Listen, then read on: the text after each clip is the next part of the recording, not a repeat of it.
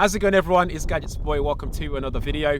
In this one, we have the brand new Volkswagen ID.3. It's the Pro S model, so it comes with the 77 kilowatt hour battery in there, so longer range. But before I get deeper into the car and tell you what it's all about and my experience with it as well, the drive experience and all the tech inside, please do subscribe, smash the like button and hit that bell notification as well, so you'll be one of the first people to know every time there's a video up on the channel. Let's get into it. The Volkswagen ID.3 Pro S is a rear-wheel drive, all-electric hatchback with the footprint of the Volkswagen Golf. It looks fun and handsome from all angles, but is it the same for the interior and tech? Before we begin, please do me a favor and hit the subscribe button, hit the bell notification as well, so you'll be first to know every time we upload more videos like this. Let's start with the exterior. I've recorded this video a few times trying to articulate my thoughts on it because it's such a good looking EV. EVs don't usually look this good.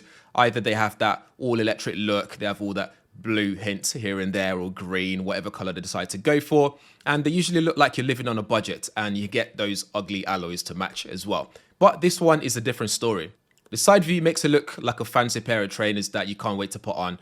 The black looks good with the black accents, and I like that they didn't put any fake exhaust inlets in there on the back as well. So at the back, it's decent. Up front, they've designed it to give you an illusion that it's a compact vehicle, but it's actually bigger than you think. And inside is still spacious as well. You get a big boot space, well, decent boot space as well. Nonetheless, it's still very easy to park around town, making it a perfect city car. There's no frunk there, so just some electrical stuff, and where you top up your washer liquid as well.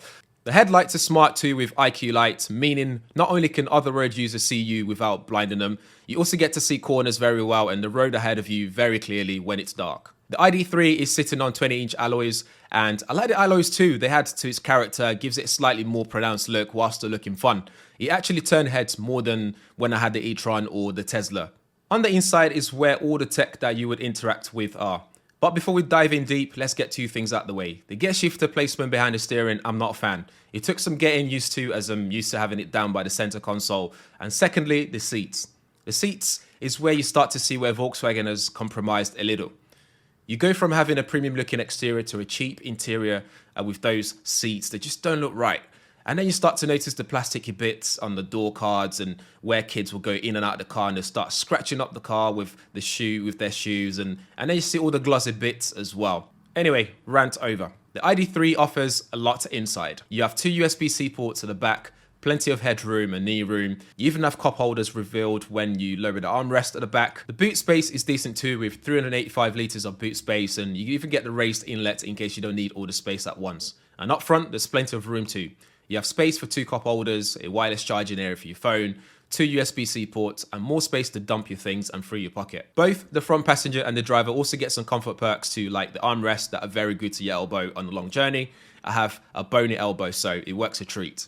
You get heated seats and also seat massage. Yes, that's right. You can have your back rubbed while you drive, although not as good as the one I experienced in the Peugeot 3008. You can interact with the 10-inch infotainment system with touch, voice, buttons, and hand gestures. Hand gestures seems to be creeping into more cars since BMW. Overall, the infotainment system is simple and easy to use, and having Apple CarPlay and Android Auto support, both wired and wireless, is a bonus.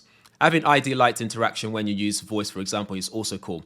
Sound system could be better as it doesn't handle bass very well, and when you put the heating on, the fan vibrates the footwell where the driver is. The overall simplicity and usability is top notch, but the buttons could be better. Volkswagen needs to decide whether they want to go all screen, like full touchscreen, or all buttons, but not half and half, especially when it's fiddly and too sensitive at times.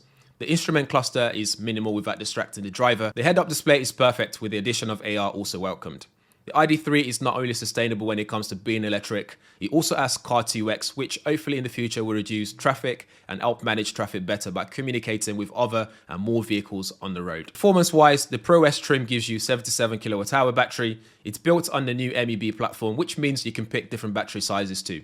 The ID.3 Pro S gives you 204 PS or 150 kilowatts. It supports 100 kilowatts DC fast charge, and you can also use the WeConnect app to check on your car and control your charge status remotely. It will do 0 to 62 in 7.9 seconds with a top speed of 99 miles per hour, although I did reach 105 miles per hour going downhill.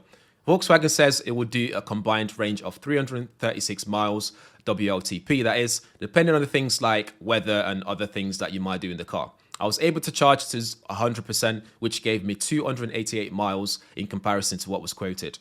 But generally very good on range and probably second to the Tesla for me. With 310 Newton meters of torque, you don't really feel the force you do in the Tesla Model S or Model 3, but it's still not slacker though when it comes to moving off at a roundabout. And its rear wheel drive handles corners really well, even when you push it. The Pro S model here will cost you $44,860 at the point of this review.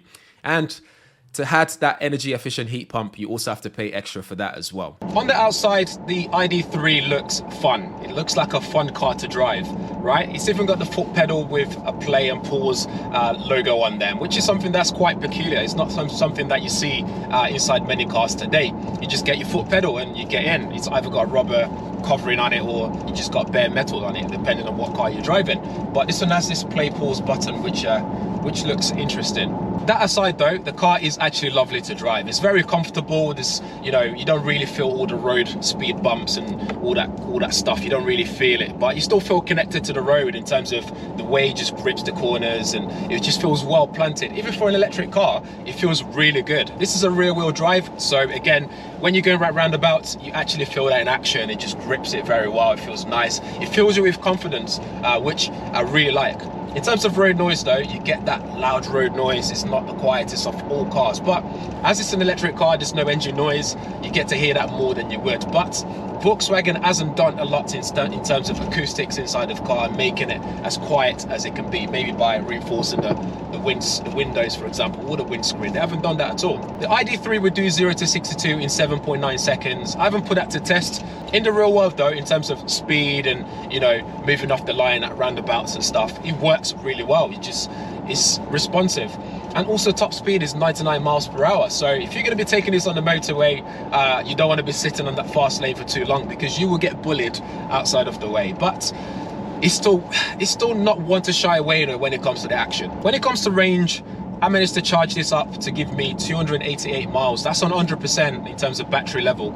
And for me, it works really well. But as soon as you put on the heating and stuff like that in the car, it shaves off about 25 miles straight away, which can be shocking to you, but I still wouldn't worry about it. It still has a lot of range inside of the car, especially if you're going to be driving this in the city a lot and you're not going to be doing long range driving. This is more than enough. It's more than plenty for that. You can charge it overnight and get back to 100%, or you can go to one of those fast charge where you can go to, I think, 5 to 80% in like 38 minutes, and that's more than enough for me. Even if I'm to drive to Birmingham, that's a lot of range, and that's enough time for me to take a quick break at the service station and just take a break and let it charge, let it do its thing. All the safety features work really well as well in terms of lane departure warning and lane keep assist and collision warning, and then you've got a level where it actually drives itself, so it'll warn you to put your hands back on the steering after about 12 seconds or so.